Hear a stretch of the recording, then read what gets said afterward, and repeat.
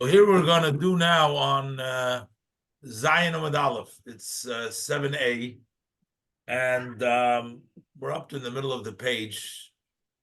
We're still talking about over here about the various different things that you could or cannot do during Chol Hamoyed, during the intermediate days of the holiday. So basically, we learned over here that umakrin es hapirza b'moyed.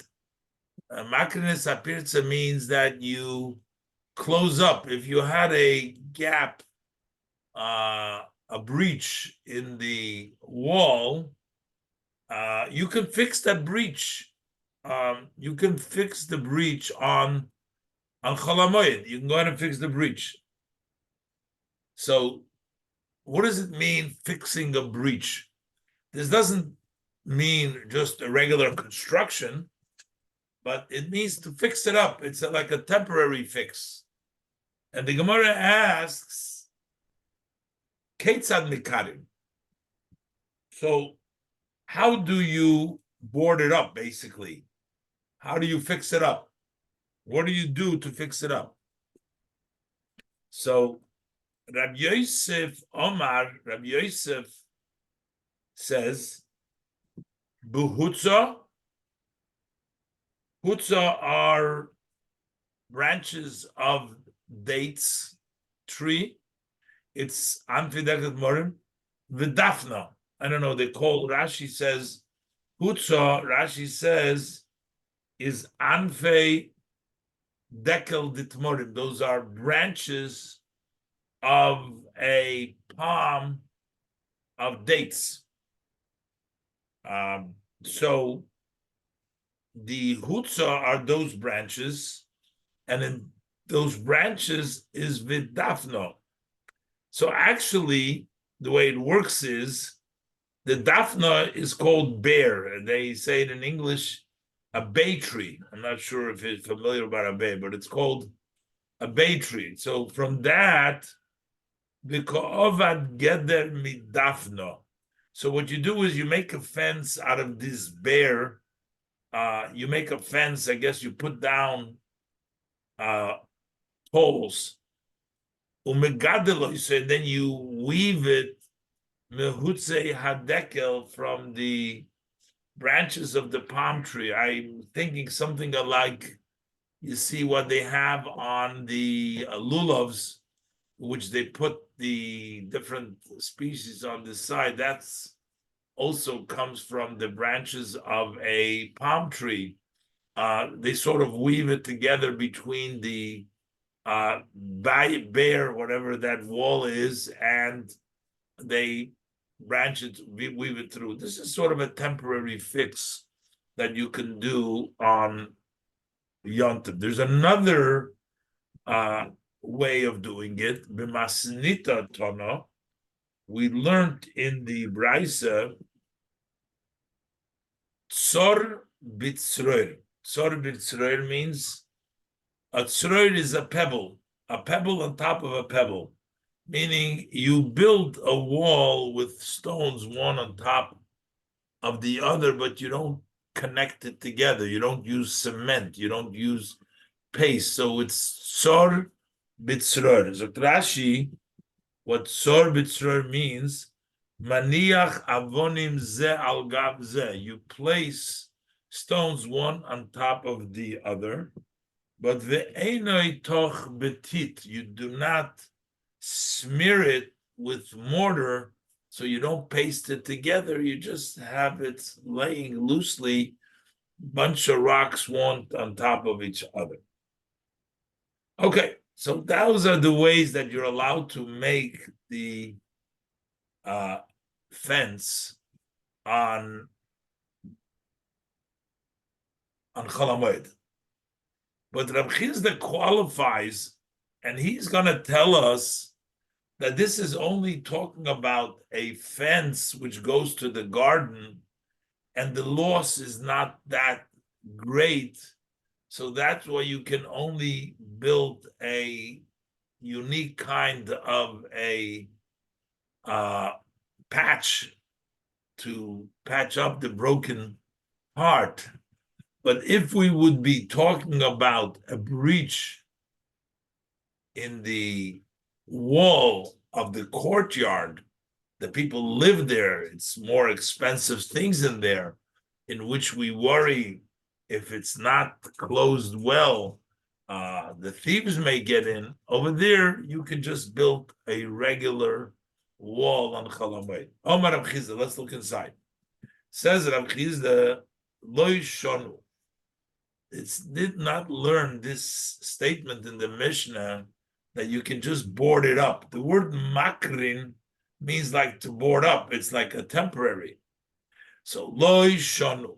We did not learn this. The Omer Masnis, the Mishnah says, makrin, you board up. But you cannot build in the usual way. That's Elo Koisel Hagina. We're talking about a wall of the garden. And the wall of the garden, Koisel Gina, Zotrashi, the Leko Pisido Yisedo Iailiba Inchi. There is no major loss if people get in there. So we're not going to allow you to just go ahead and build it regularly. You're just trying to, you need extra, you want to make extra security for the garden, do it in a boarding up way, the way he explained the way to do it.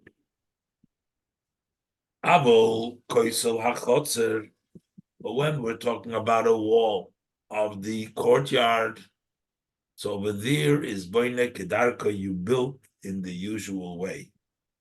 Because in a wall of the courtyard, there is more concern about ganovim, and we don't make patches over there. You don't need, you can build a regular wall. So Rashi, but the wall of the yard you can build usual. So Rashi explains the Iko Pisido Yiseida, there is a lots of loss ganvi, if thieves should enter there. The ganvi memoine, and they will steal his money.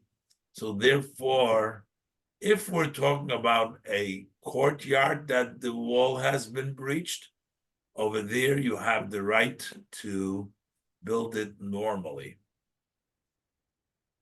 So the Gemara says, so this distinction that we were saying that you can go and build regularly, the Gemara says, Lema, shall we say, perhaps Messiah lay.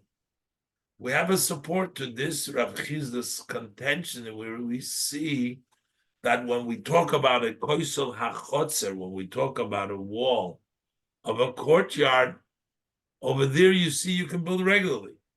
Why?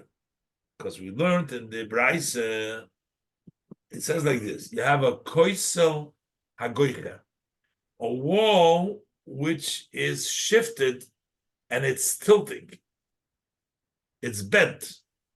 Koicha zoktrashi shoicha, it's bent venotui and it's tilted over. So basically, it's a wall that is about to fall down, and it's bent into the public domain, the Rishus Harabim. It's bent into the public domain.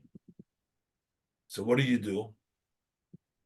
Soiser, you knock down the old wall, and you build it usually. This is on Chol HaMoed. Soiser uboine kedarkoi zokt Rashi, dahainu koisul chotzer. So here we're talking about a wall of a chotzer, and this is a Messiah Leila Rabbi Chizda. This is a support Rabbi Chizda that a wall can be built kedarkoi in the usual way. You don't have to do it in any special way, like we said about the wall of the garden, which you do with the Daphne and the Hutzah. The Mishnah gives the reason why can you do it. It says because mipnei hasakona. Well, this actually causes us a problem, this sentence. The Mishnah, the Brisa says because there's danger here. If you have a wall that is leaning over into the public domain, we worry that the whole wall will fall down on people. People might get injured. There's a danger there. So mipnei hasakone, because of the danger. Sagt Rashi, sheloi tipel al hilchei b'reshus harabim, so that it doesn't fall on those people that walk in the public domain. You have a bent wall over there, so we say you can go ahead and fix it.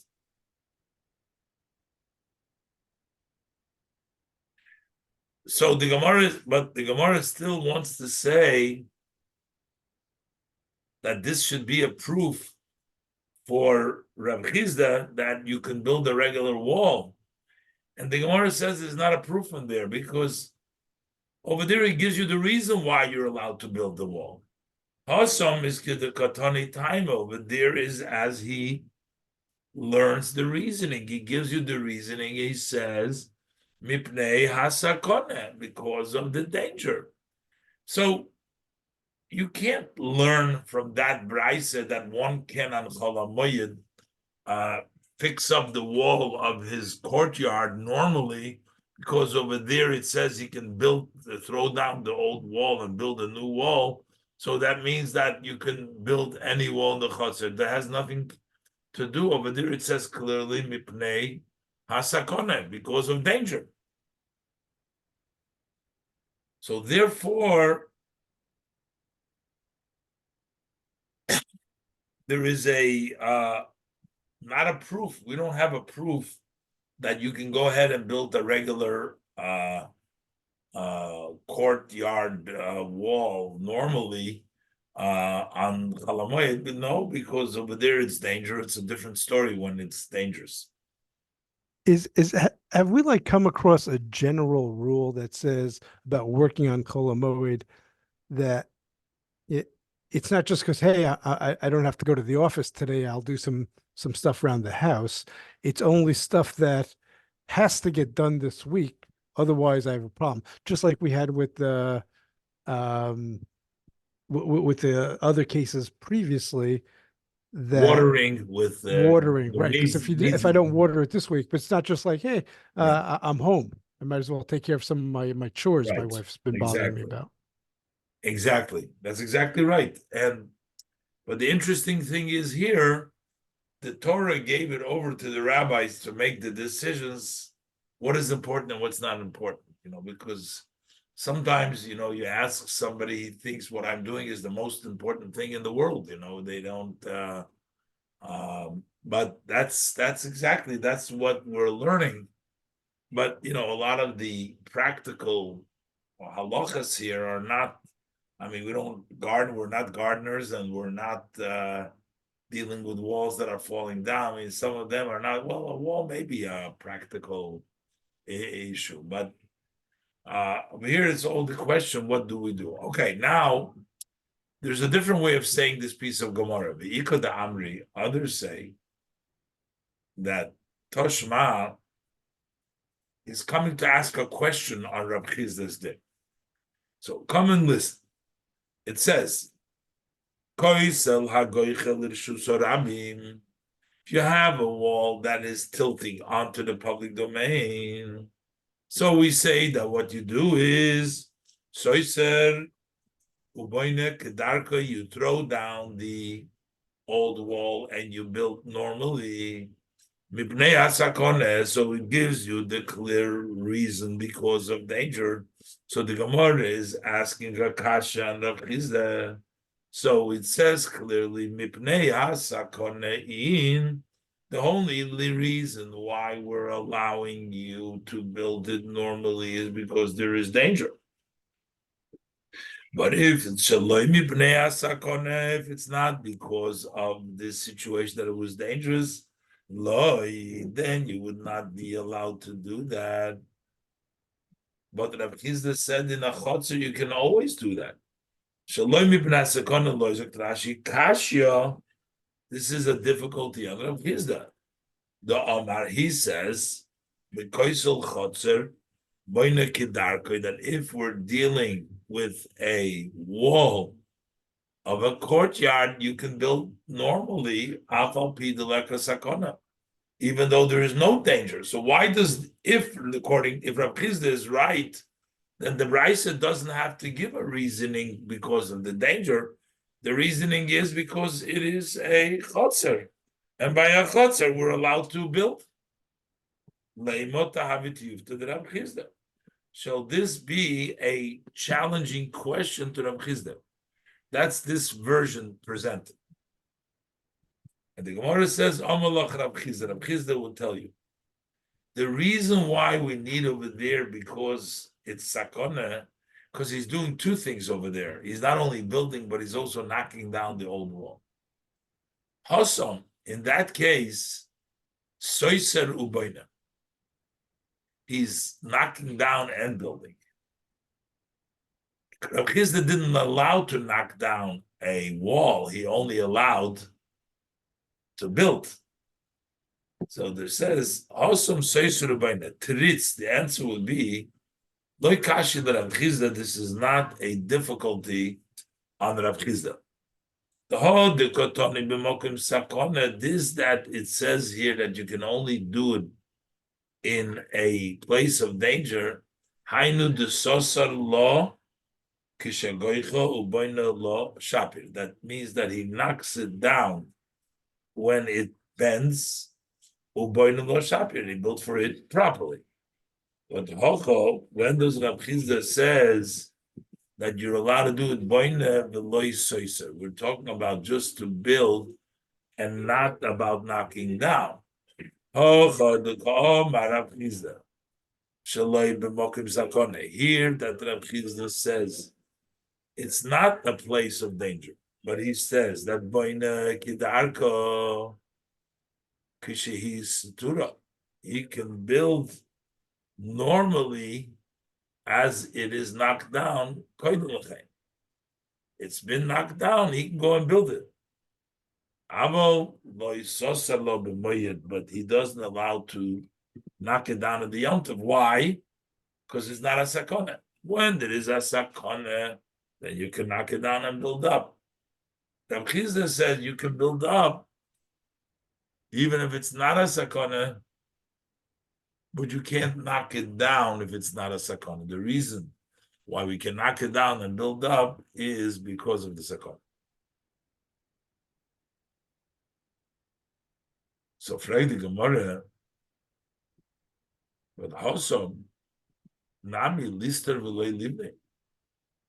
Over there in the place where there's a sakona, why don't we say that he should knock it down, but he shouldn't build?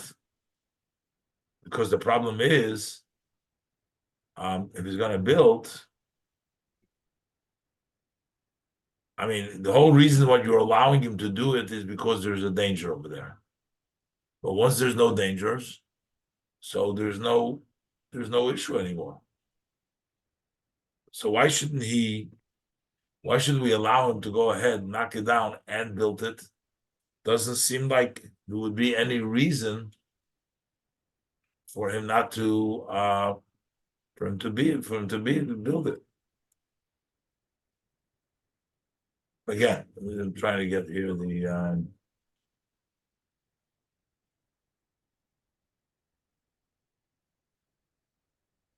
so the Gemara's over there, but also b'mokim sakona, we're talking about in a place of danger.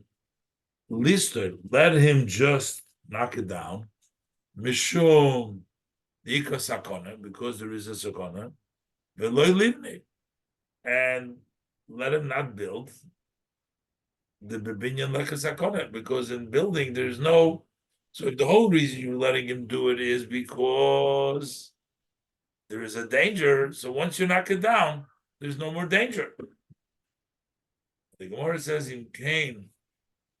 In that case, in Cain delay bunny, if he's not going to build it, the person is going to hold back and is not going to knock down. The Havi Sakona, and that would be a danger. sometimes in halacha you find such an idea that because they're afraid, like sometimes we allow for a doctor who's doing an emergency call, so he needs to go on Shabbos, we also allow him to come back. Because we say that if you're not going to allow him to come back, he's not going to go, and this is a pikuach nefesh. So there is this idea over here, if he's just going to break it down, knock it down, then you're not going to let him build it, and he's not going to knock it down. He's going to say, I'll wait. In the meantime, the wall will fall down or hurt somebody. Okay, Amar Ravashi says Ravashi, Masnisin Namideko, also from the Mishnah, we can derive this, like Rav Chizda, that Masnisin Namideko, also the Mishnah, our Mishnah itself, can also prove, like Rav Chizda, that by a garden, you can't build the usual way. That it is a garden that you can't build on Cholamoyed in the usual way. Basically, we want to say when the Mishnah is talking about a wall that fell down, it's talking about a garden wall, not a regular wall, not a yard wall. And it's a garden that we're not letting you build normally. How do we know we're talking about a garden over there? The Katoni, Ubashviz, Boine Kedarke, that on Shviz you can build usually. Now, Shviz, what does Shviz have to do with, you're not allowed to work the field, it has nothing to do. Chalamoid has to do with building, on Chalamoid because it's work. But over there, it's only a Isser on Shviz, and Shemitah, it's only the Isser is in the fields. So, what does it mean when it says that on Shviz you can build normally? The Heicha, for example, where is he building this? If he is building his courtyard and you're letting him build on Shviz, do you need to tell me? So what are you going to tell me? Shviz is not prohibited to work. Shviz, you're not allowed to work in your field. When you want to put up a door in your house, in your courtyard, why not? So why do we need to tell you that? Why is it saying B'Shviz Bani Kedarke? But you must say that we're talking here about a garden. So what does it mean B'Shviz Bani Kedarke you build in the usual way? Because still you're building a wall around your garden. People will suspect that you're trying to keep the field. But on the Moed you cannot build in the usual way. You have to build in the Hutz of a Daphne, like described before. So what's the Chiddush by a garden,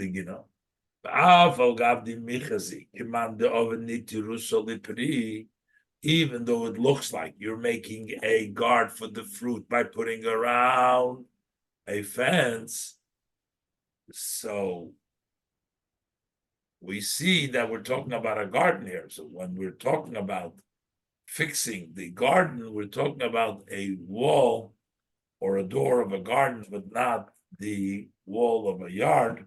Over there, you would be allowed to do it regardless. But it says Shema Mino. This is a good proof. Next Mishnah.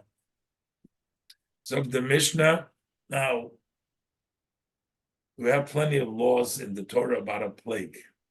The only one who can say whether a plague is kosher or not, meaning if you're tummy or not, is the Kohen. It depends on the size, the color, the different things, the portion of Tazriya and Mitzorah. Now we have a problem. A person got a leprosy, and we want to know if he's clean or not. Is he tummy or not? If the Kohen is going to come on Yom Tov and tell him that he's tummy, he's going to be very upset. He's going to not have Simchas Yom Tov. So what do we do? So we'll see. There will be a lot more details as in the Gemara. Rameir says, you can see the nega and then be lenient. What does it mean? That means to say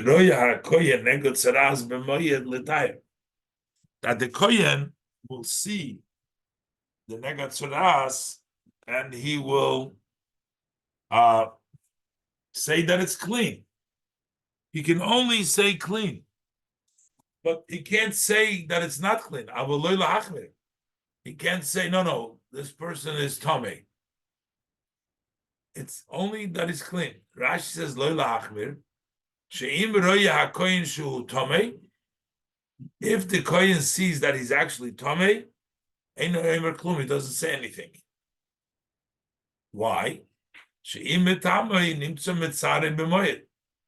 If he's going to say that you're Tomei, he's going to cause him pain and Yontav, he's going to find out he has leprosy, he has tzaras. The Torah says you should be happy in your Yontav. So we don't want to give you the bad news on Yontav. So he can only tell you if you're clean and not if you're not clean. Can you imagine?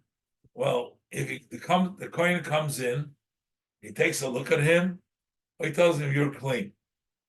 And then the kohen comes in and he takes a look at him, he says, you know what, I can't tell you.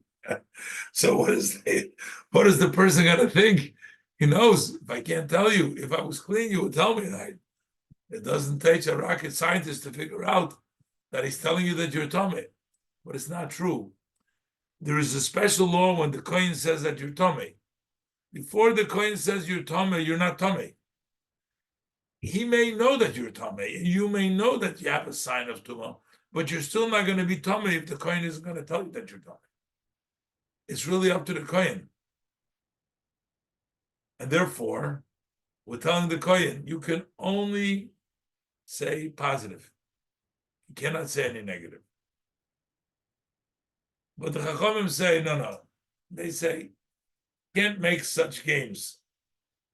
If you don't want to ask because you don't want him to come with the wrong answer that you don't want to hear, then don't ask him at all. And if you're going to ask him, you got to ask him both. So the Chachamim say, no, we're not going to follow not to be lenient and not to be stringent. We don't have the kohen visit on Chol HaMoed during the intermediate days of Yom Tov. Okay, that's the Mishnah. So now we learn a Brayse. It's going to explain the Mishnah a little bit more. Tanya, we learn a Brayse. Rabbi Meir says, that we can see the plagues to be lenient, but not to be stringent.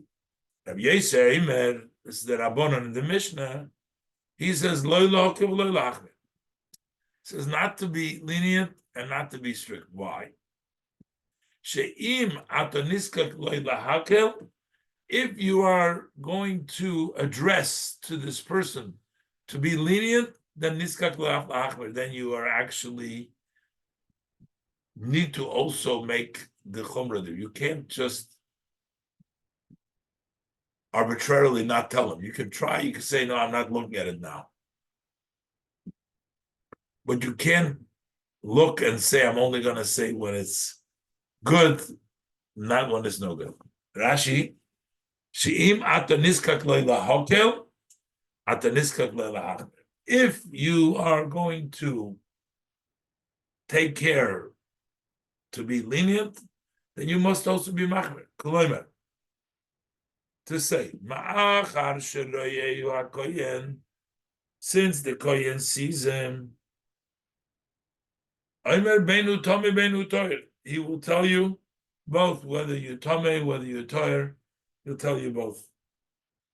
It's either nothing or both, and therefore he disagrees with the previous Mandomer.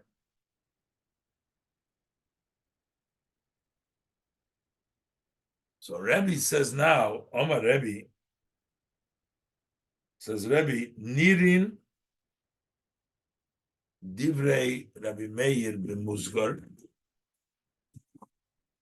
I like, it appears to me that Rabbi Meir is right by a musgar, somebody who's been locked away, and we're trying to find out, has the nega faded?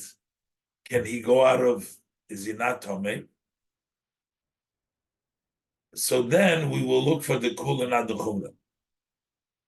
But the divrei Rabbi Yossi, but what Rabbi Yossi says, we're not going to look at all, is b'muchlat. B'muchlat means somebody who was a second time, he was decidedly Tomei. Over there, we're not going to look at all. Let's see. So Rabbi explains it, what it means. Omer Rabbi, says Rabbi like this. The tohoir, if the person was clean, he never had a nega, you're just coming for the first time. Kula alma le'pligid le'chazle, there is no disagreement. You don't gonna look at it because you don't want to make any trouble. The person is clean, let him stay clean. Let's not say anything, then we don't get involved. Not good, not bad, because we don't have anything better to offer him on Chol HaMoed than what he has. He never experienced any limitations. He's not been dealt with, so we should continue that way. So, and Behez Gerishin, but after closing him up the first time for the first 7 days, now he's closed up. If you're not going to see him, you're just keeping him in a state in which he's in limbo. So maybe there's a chance that he's gotten better, so you should look at the Kula Amal Pligi the Chazile over there. If he was closed up once, nobody disagrees that the Kohen should see him. And Rashi explains why. Behez Gerishin, after the first time he was closed up for 7 days, so what's going to happen? If he is going to say that he's clean, he's going to make him happy. And let's say he's not going to retire him. He's going to say that it did not improve. He's not going to make him worse than before. He's still locked up. In the worst case, he'll stay locked up. He'll lock him up for a second time. So there's no loss. If he was clean, there's definitely a loss. We're not going to look at all. If he was musgar rishain, we don't care because you can't make it worse for him. Keep ligi. When do we have a disagreement? Turn the page, Zayin with base. Behezger sheni. We're talking about the second time, the second 7 days. If he's going to say that he's tummy, machlit lei betuma chamuro. So then you're going to have a decision, and you're going to give him a serious tumah, because when he's suffik, the tumah is not yet so strong. But then when you decisively tell him that he's tummy, that's a tumah chamura and mitzayla. So here we have a machlekes. Mar Sovar, which is Rameir, Mar Rameir, the Omar Royal Lahokel Letayer Avaloy Letame, that he can see to be lenient, to make clean, but not to be metame. So Rameir holds bekoyin talia milsa. It's up to the koyin. Sovar bekoyin talia rachmona, that the Torah hinged it on the koyin. The metamele habitome. If he's metame, he's tome. Vi loy boy metamele. If he doesn't want to be metamele, habitome. He's not tome. He has a right, whatever he wants to do. So now that's why he can look to make it lenient. Maybe he doesn't have to lock him up. Maybe he's not. Maybe he's faded. But you cannot do it to be strange. If he sees that he's tame, He doesn't tell him anything. Then it doesn't become tummy. If you don't tell him that you're tummy, then he's not tummy. So therefore, as he's saying, if he is toyer, so he tells him toyer, be tummy, and if he's tummy, shosik, then he doesn't say anything, so he knows that he's tummy, but nothing happened over there because the Kohen didn't say. Umar Sobar, but then Rabbi Yossi holds Mar Sobar, which is Rabbi Yossi, the Omar Loy Lahokel. He says not the lenient, nothing. He says the posting of Ikzel Litare Ulitame Ksiv. You must either say he's clean or must say tame. You can't fill your mouth with water and say nothing. Unlike Rabbi Meir, who says you don't have to say anything. It says letare or letame. Dichichozi lekoyin the tame. Once the koyin says that he's tame, loy motzi lemishtik, cannot be silenced. And therefore, the dilmo have a tame. So therefore, maybe it will be tame. So you don't want to look at all. And you'll turn out that you're causing him pain, that you're making him tame in the yontiv in the chalamoid. So therefore, we say, don't do anything. Just don't look at the going to the chalamoid. So again, we're talking about after the Musgar Sheni, the second 7 days, where your Tuma will make him into a Tuma Chamura. So Remeir holds you have a right what you want to say, and then if you don't say Tomei, it's not Tomei. But the Rabbana, Rabbi Yossi holds, that's Remeir. Rabbi Yossi holds you have to say something. You can't just be silent. Amamar.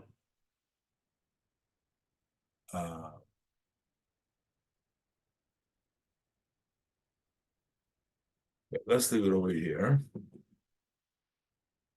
Let's do a vort, something on the parsha. So the portion of Beshalach Pari, and the Rebbe has an interesting vort on the Rashi in the end of the parsha. When they waged war against Amalek, Rashi, the pasuk says that Moshe's hands became heavy. He was praying to Hashem. His hands became heavy, and they had to bring his brother Aaron and his sons, Miriam's son Hur, and they supported his hands on both sides. Why all of a sudden did his hands become heavy? One could say he was an older person already. No, but it says, Rashi says over there, that the reason why it became heavy because Moshe Rabbeinu should have gone to war himself instead of sending Yehoshua to go wage war. And the Rebbe explains that that war was in a way a natural war because, as the pasuk says, the Yidden were questioning Hashem after all the miracles that Hashem did. Hayesh Hashem birkirbeinu imayin, is God amongst us or not? After everything that Hashem did, and they still doubted. And because of that, Hashem brings them a Amalek. As Rashi brings the parable, father was holding the king, his kid on the shoulders, and the kid asks, "Oh, father, where are you?" He says, "What do you mean, where am I? I'm here protecting you the whole time. And you're asking, where am I?" The Eibishter says about the Yidden, the Eibishter has been protecting them. All of a sudden they say, is that God here or not? So Hashem says, okay, I'll leave you basically to the forces of nature. And that's why Amalek comes. The Rebbe explains that because this was a natural war, and it was a war brought on by them, therefore the fighting needed to be in a natural way. Moshe Rabbeinu being older than 60, which is the age in which people retired from the army, he wasn't fit for war. And on the other hand, they needed Moshe Rabbeinu to pray. He was the most effective when it came to prayer, that he could be of most help, not through the battlefield, but through beseeching and praying to Hashem. So Moshe Rabbeinu thought,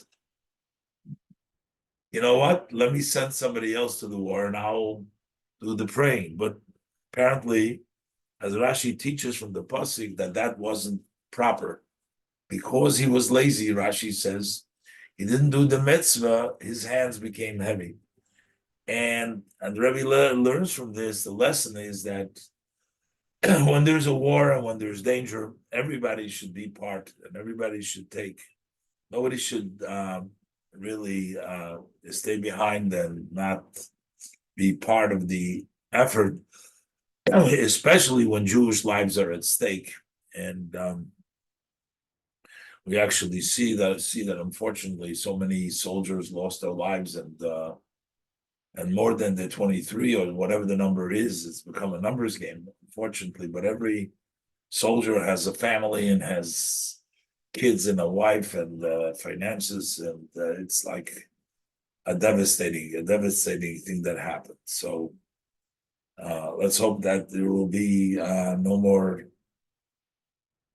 tragedies, and war is war, and hopefully we'll be successful, and the Eibishter will protect us and bring peace in the land, and only good. Happy Rosh Hashanah. Tu B'Shvat is coming up tomorrow night. Chamisha Asar B'Shvat. Don't forget to make a shechiyanu if you can for some fruit from Eretz Yisrael. That's a tradition that some people have, and to celebrate all the good that Hashem has done for us. Okay, we'll leave it over here. Thank you, Rabbi. Thanks for joining. Hope we learned something today. Always. And see everybody in Mitzvah Shem next week.